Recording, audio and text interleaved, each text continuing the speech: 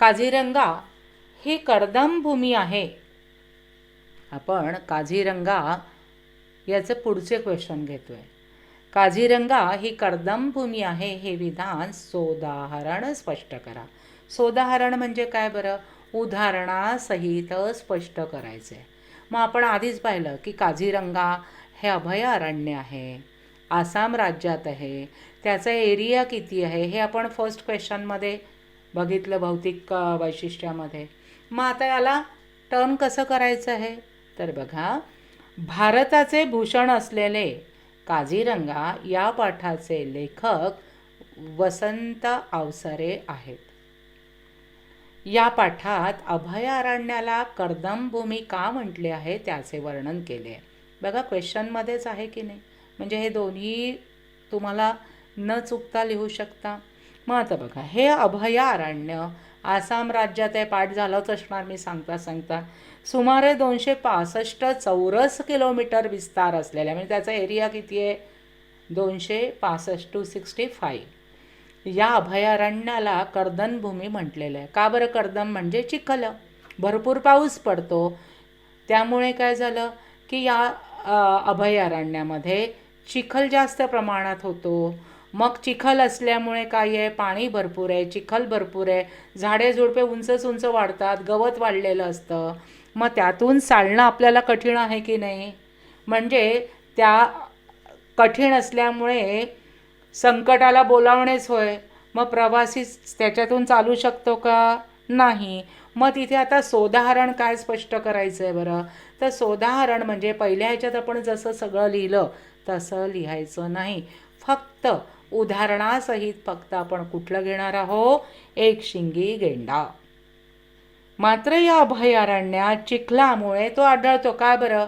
आता आपण म्हशी बघतो, त्या कशा पाण्यात डुबलेल्या असतात, जिथे चिखल आहे त्या ठिकाणी त्या जातात.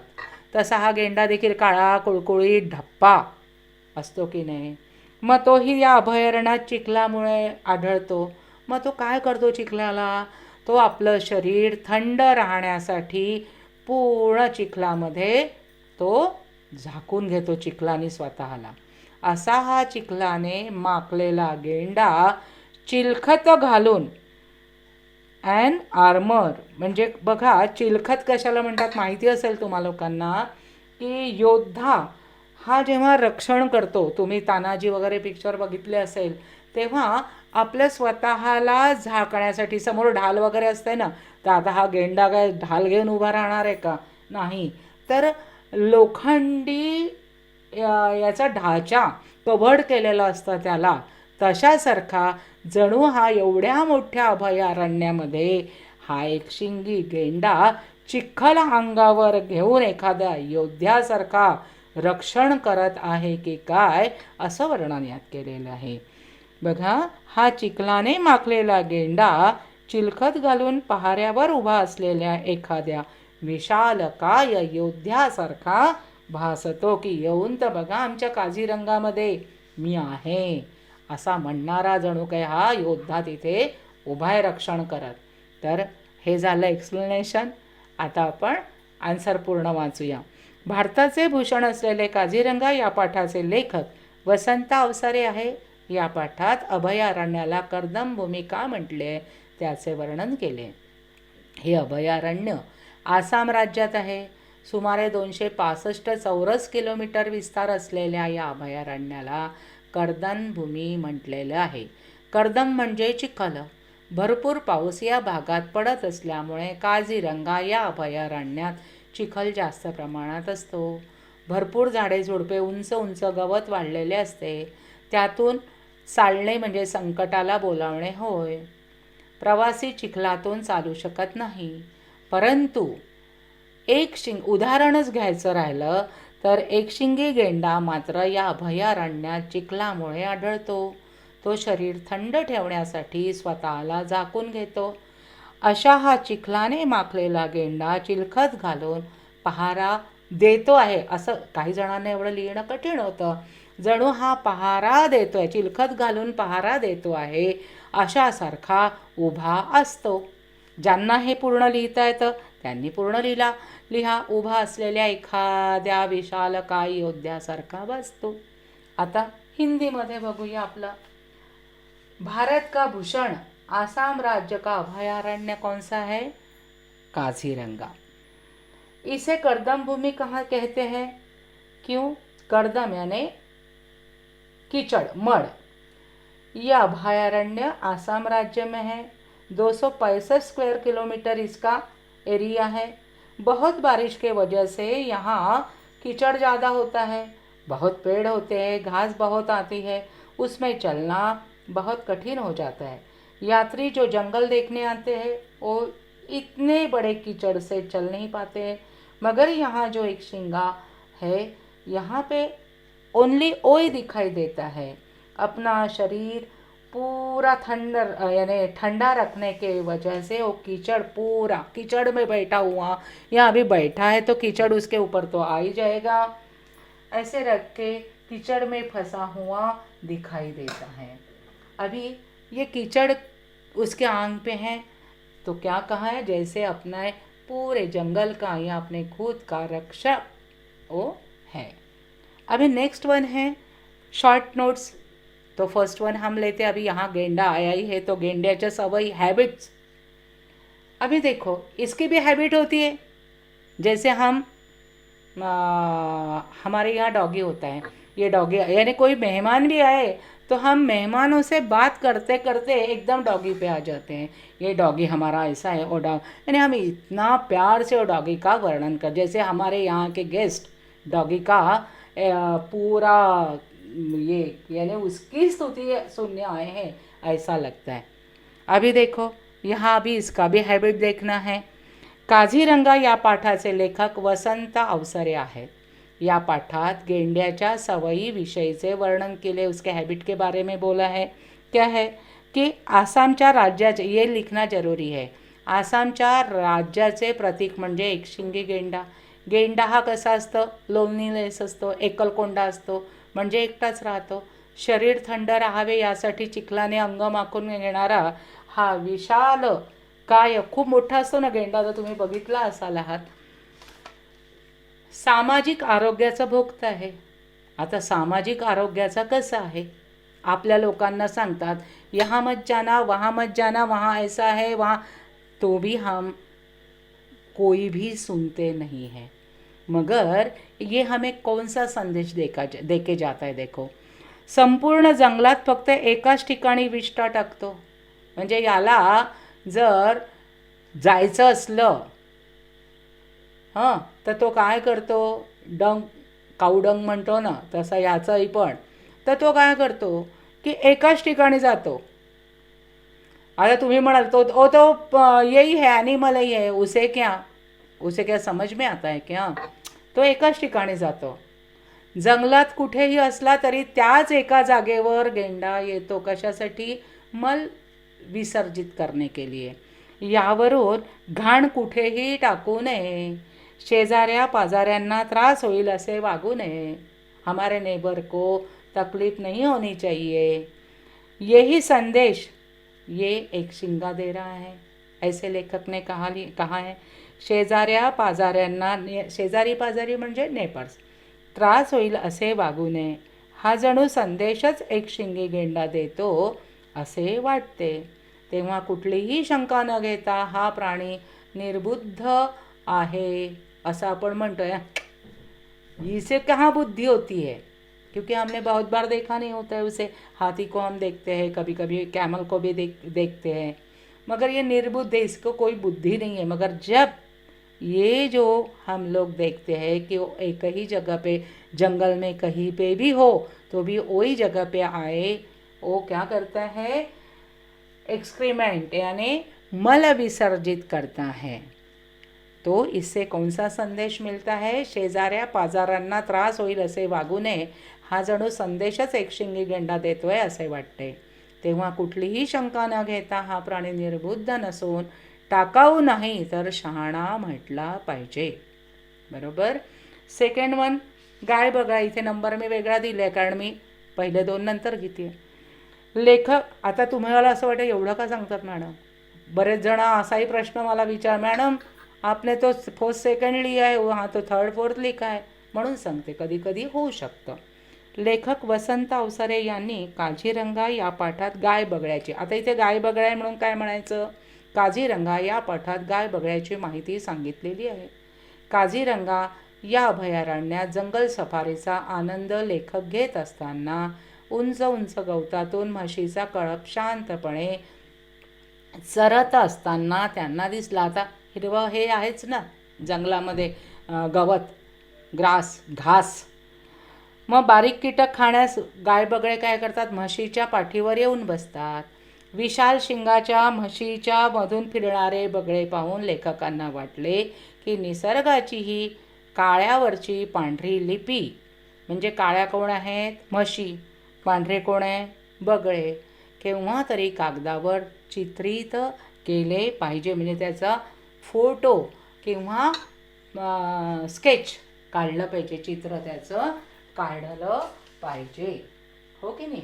आता पुढे बघा, लास्ट 2. इथे मी टिपा लिहा दिल्या, त्यातल्या 2 टिपा आधीच घेतल्या. वैजयंती आपण बघितलं की आसाममधील काझीरंगा अभयारण्यात चिखलातून चालणे माणसांना अशक्य होते. क्यों? आसाममध्ये काय आहे, भारताचं भूषण असलेले काझीरंगा जंगल है. वहाँ पे क्या है, बहुत बारिश होती है, वहाँ पे कीचड़ होता है, तो लोगों को तकलीफ़ नहीं होनी चाहिए. जैसे कि हम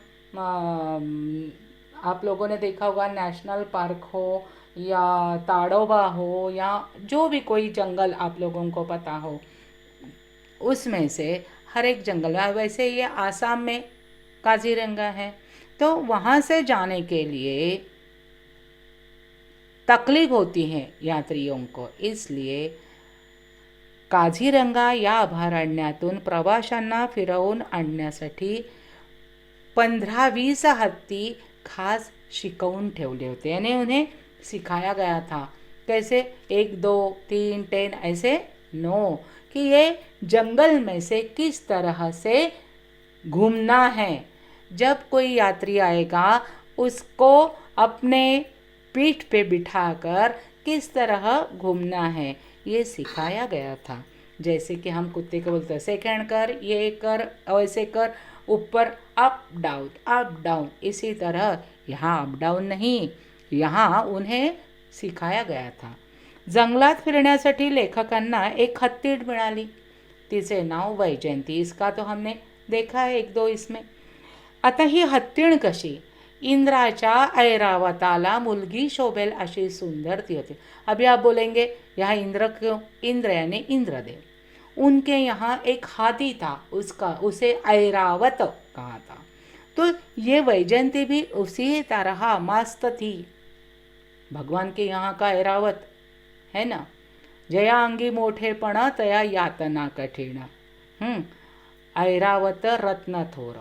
आता हे ऐरावत म्हणजे इंद्राकडचं आहे. मग त्याला इंद्राकडचा प्राणी म्हटल्यावर केवढा मस्त असेल, ऐटीत बिटीत, हो गे नाही.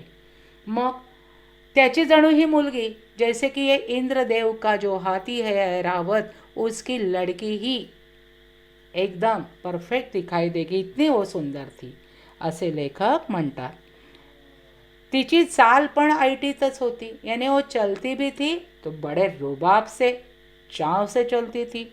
गवतातून चालताना रेशमी साडी सळते आहे असे वाटे. आता गवत मोठं झालेलं आहे, हवा येते, हवेमुळे काय होतं, गवत हलतं आहे. मग आता याचं वर्णन कसं आहे की जणू काही रेशमी साडी सळसळते आहे असे वाटावे. यानी रेशम की साड़ी जो होती है उसका पल्लू जिस तरह हवा के झोंका से क्या होता है, झोंके से हिलता है, इसी तरह जैसे वो जब रुबाब से चलती थी तो गवतातून चालताना रेशीम साडी सळसळते आहे असे वाटायचे. माहुताने खूण करताच उसको जो चलाने वाला था उसने ती त्याचा ऐकत असेने उसका वो सुनती थी. मोठ्या उगवलेल्या गवतातून ज्याला एलिफंट ग्रास, यानी जो बड़े बड़े ग्रास थे, घास जो थे, उसे क्या कहते थे, एलिफंट ग्रास. त्यातून चिखल तुड़वत ती चालू लगली, यानी कितना इजीली वो चलती थी। त्यातून यानी उसमें से कीचड़ को है। अभी हम लोग भी, जब आप बच्चे हों, बारिश आती है, कीचड़ होता है, तो आजकल मम्मी लोग पापा लोग नहीं मत जाना उसी में, मगर उसमें पैर देने में मज़ा आती है ना। तो वैसे इसको क्या पता, मगर वो चिखल तुड़वत तुड़वत ती चालली, यानी उसमें से वो मार्ग निकालती थी। थोड़े अंतर चालून गेल्यावर वैजंती थांबली, यानी थोड़े दूर जाने के बाद वो रुक गई। तिने तोंड वर केले, यानी उसने अपना मुंह ऊपर किया, वह तुतारी सारखी मोठी किंकाळी फोडली, यानी जोर से आवाज उसने लगाया। गवतातून चालत एका डबक्याजवळ येऊन पॉट के पास वो आ गई, तिथे थांबली। तिथे हरिण मरून पडले होते। पुन्हा तिने एक किंकाळी फोडली, वहाँ क्या था, हिरण मरा हुआ था। उसके बाद उसने और ज़ोर से आवाज़ लगाया और अपना पूरा सोंड होता है ना हाथी को, तो पूरा यानी हवेत फिरवून वैजंतीने 4 दिवसांना वास घेतला।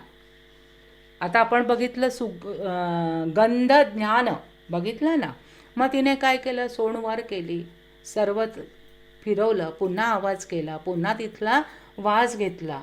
कशासाठी, जणू काय मृत्यूची पावले आजूबाजूला कुठे रेंगाळत आहेत की काय याचा मागोवा ती घेत होती। यानी कोई ऐसे शत्रु कहीं जगह है या कुछ, यानी टाइगर हो या क्या वन्य प्राणी जो है वो कोई है क्या, इसका उसने अंदाजा लिया। काजीरंगा सारखा विशाल वन प्रदेश, यानी काजीरंगा का एरिया बहुत बड़ा है इसलिए विशाल, ये वन प्रदेश तुडवत आणि भिजलेल्या वाऱ्यावर मंद मंद गतीने तरंगत, गिरक्या घेणारा जमिनीचा व गवताचा वास म्हणजे गंध घेत वैजंती प्रवासी बंगल्याकडे चालू लागली। म्हणजे हे काय आहे, वैजंतीचं वर्णन आहे। म्हणजे ती इतकी की तिने पहिले आवाज केला, बघितलं कुठे काही शत्रू आहे का, कारण तिला हरिण मेलेलं दिसलं। मग तिने काय केला की एवढा मोठा हा प्रदेश आहे, मग वारंही सुटलेलं आहे, चिखल पण आहे, गवत पण आहे, आणि त्यातून ती मार्ग काढत काढत हळूहळू लेखक ज्या ठिकाणी थांबले होते गेस्ट हाऊस, त्या प्रवासी बंगल्याकडे ती चालू लागली। तर यातनं तुम्ही बरेचसे पॉईंट्स घेऊ शकता, लिहू शकता। आणि पुन्हा एक शेवटचं सांगायच्या आधी सांगते की मी पाहिलेलं जंगल किंवा मी अनुभवलेली जंगल सफारी अशासारखे तुम्हाला ज्या वेळेस एसे येतील त्यामध्ये यातले पॉईंट्स घ्यायचे, पण व्यवस्थित लिहायचे। जसं काही तुम्ही बघितलेलं आहे अशासारखं बघायचं नाही, तर लेखकांनी काय काय सांगितलं असं त्यात लिहू नका। एकशिंगी गेंडा पुन्हा आलाच, त्याच्या सवयी बघितल्या, नंतर कर्दम याच्यामध्ये तो कसा आहे हे बघितलं, तर पहा पुन्हा लिहायचं आहे। आसाममधील काझीरंगा अभयारण्यात दिसून येणारा मोठा प्राणी, महाकाय प्राणी म्हणजे एकशिंगी गेंडा, आसामचे प्रतीक, आसामचे विशेष, तसेच आसाम राज्याचे प्रतीक। मग ठिकठिकाणी याचे पुतळे उभारलेले आहे। जगातील सर्वात मोठा गेंडा आहे, त्याचा 4था नंबर लागतो आहे। लेखक म्हणतात कोणी म्हणेल हा निर्बुद्ध आहे म्हणजे याला बुद्धी नाही, पण एखाद्या राज्याचे प्रतीक म्हणून याला कसं काय केलं बरं बाबा, ट्रेडमार्क कसा काय हा। पण प्रथमदर्शनी हा जसा बुद्धिवान वाटत नाही, निर्बुद्ध वाटतो, टाकाऊ वाटतो, तसा हा नाही आहे, कारण आपण त्याच्या हॅबिटवरून बघितलं आहे। काझीरंगा अभयारण्यात उभा असलेला गेंडा चिलखत घालून पहाऱ्यावर उभा असलेल्या एखाद्या खंबीर योद्ध्यासारखा भासतो। हिंदीमध्ये बऱ्याचदा सांगण्यात आलेलं आहे। सपोज अडचण आली तर फोन करायचा आहे। लाईक करा, सबस्क्राईब करा आणि wish you all the best.